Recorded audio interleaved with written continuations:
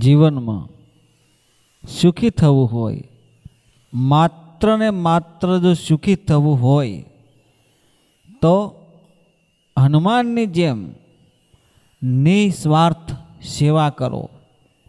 નિસ્વાર્થ તમે કોઈ પણ કાર્ય કરો એમાં સ્વાર્થ રાખવું નહીં.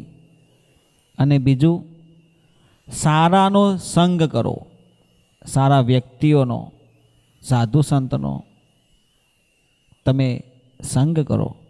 આપણા જીવનમાં દુઃખ અને સુખ એ તો એક પ્રકૃતિનો પરમાત્માનો નિયમ છે, પણ ભગવાને તો બધાને સરખા જ બનાવ્યા છે. પણ દુઃખ આવવાનું કારણ શું હોય છે? દુઃખનું કારણ આપણા સંસ્કારો, આપણી રહેણી કહેણી, નીતિ નિયમ ધર્મ મુજબ ન રહેતા હોય, વડીલોના કહેવામાં, ગુરુજનોના કહેવામાં, મા બાપના કહેવામાં તમે ન હોય, એટલે દુઃખ આવે છે.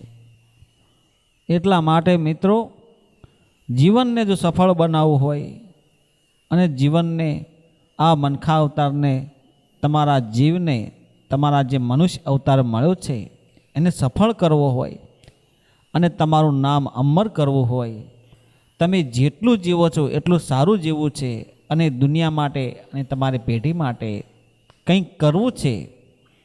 દેશ માટે, ધર્મ માટે, પોતાના માટે, આપણા બાળકો માટે, પરિવાર માટે, પેઢી માટે કંઈક ને કંઈક સારું કરવું છે અને કોઈ બીજાને પ્રેરણા મળે એવું જીવન જીવવું છે.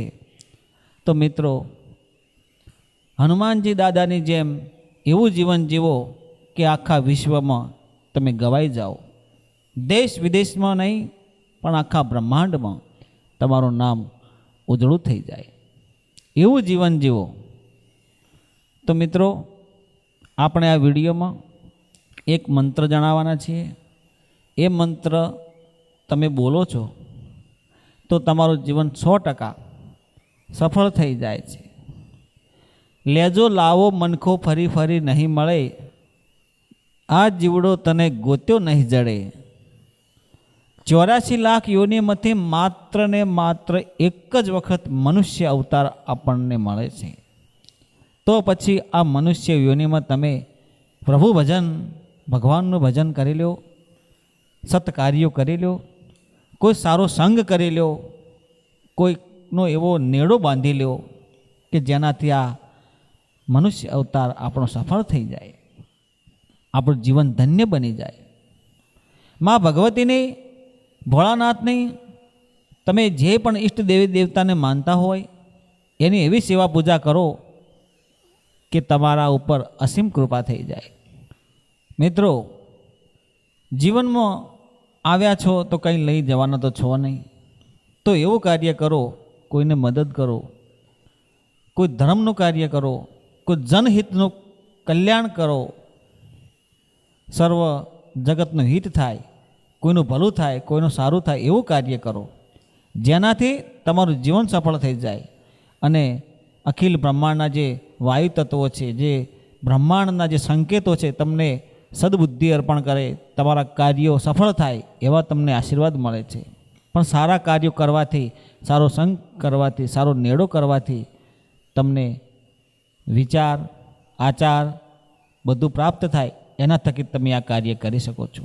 કોઈ ગુરુના આશીર્વાદ મળી જાય, કુળ દેવી માની કૃપા થઈ જાય, ભગવાન ભોળાનાથની તમે જે પણ દેવી દેવતાને માનતા હોય, હનુમાનજીને માનતા હોય તો પણ એમની કૃપા થઈ જાય છે. પણ તમારે આ રામ નામનો જે મંત્ર છે એનો જાપ કરવાનો છે. સવારે વહેલા ઊભા થાઓ, નાહી ધોઈને તમે નિત્ય પૂજાપાઠ કરતા હશો તો માત્ર ને માત્ર 11 વખત તમારે આ રામ નામનો મંત્ર બોલવાનો છે. મિત્રો, બની શકે તો તમે વહેલા ઊભા થાઓ એ વખતે બોલો.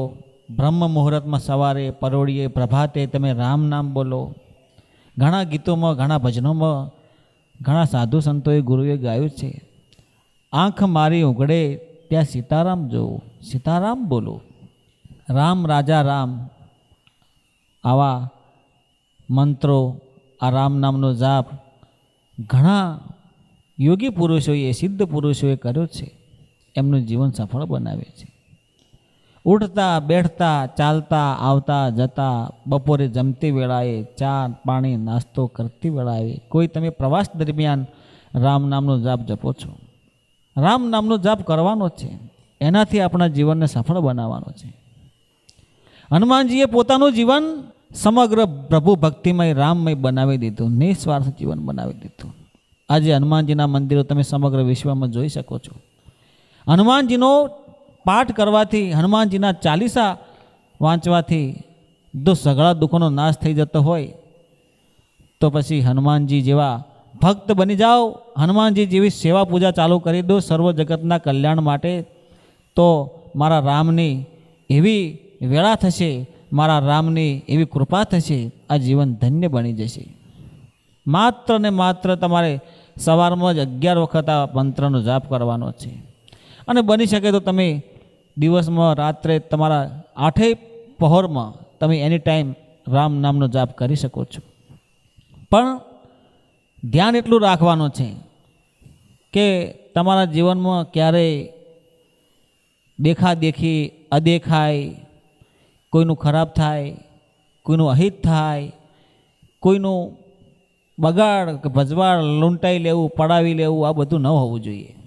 ધંધો વેપાર તમે કરતા હોય પણ એમાં સંતોષ રાખવો જોઈએ.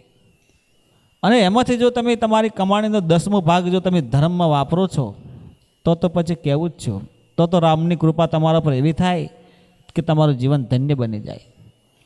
તમારા ઘરમાં વ્યસન ફેશન હોય તો એને દૂર કરી દેવા જોઈએ.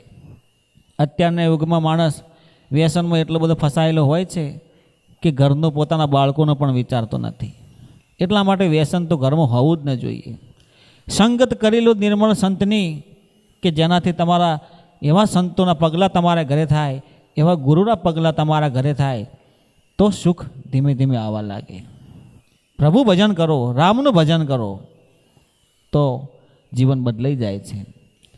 મિત્રો, હું એવી જ આશા રાખું છું કે મારા તમામ મિત્રો રામનું ભજન કરે, એમના કુળદેવી ઈષ્ટ દેવી દેવતાનું ભજન કરે, અને બની શકે તો કોઈનું ભલું કરજો, સારું કરજો, એવી આશા રાખું છું. કોમેન્ટમાં જય શ્રી રામ તમારા કુળદેવીનું નામ લખવા વિનંતી કરું છું. મિત્રો, આ વિડીયો તમને પસંદ આવ્યો હોય તો તમારા પ્રતિભાવ મને કોમેન્ટમાં જણાવવા વિનંતી કરું છું. જય ગુરુદેવ, જય માતાજી, જય જય જય શ્રી રામ.